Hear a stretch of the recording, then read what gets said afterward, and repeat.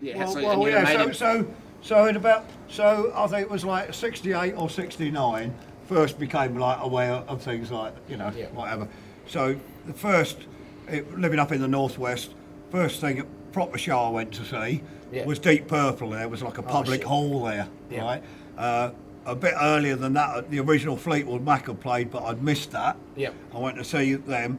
Then we just got into seeing shows, you know what I mean, like all those sort of things, like Ginger Baker's Air Force and all those sort of things. We also used to go to... What were the shows up in the north? Were they pretty rough and ready? Well, there was a lot of drinking involved in it. Were there like the mods versus the rockers Well, then? there was that element as well, because some of my friends were into like Northern Soul.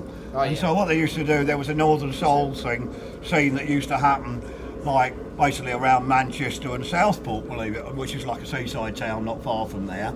And they were into that sort of stuff. And in fact, one of my good friends, his dad was a record plugger, and they used to send obviously singles over, and then they used to try them on jukeboxes and see whether they worked out.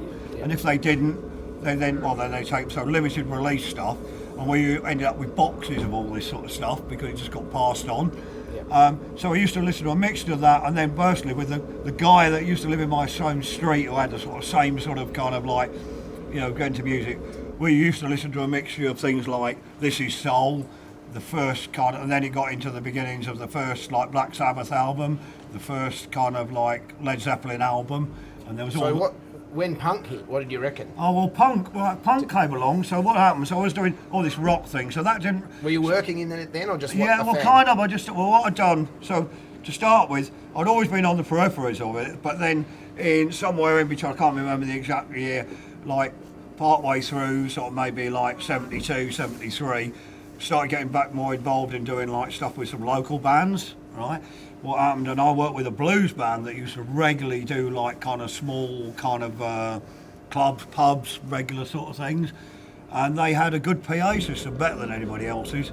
And so then coming on, I was sort of aware of punk, but the first encounter was like somebody decided they wanted to hire a PA. They were a punk band, so I was interested. Went to Liverpool.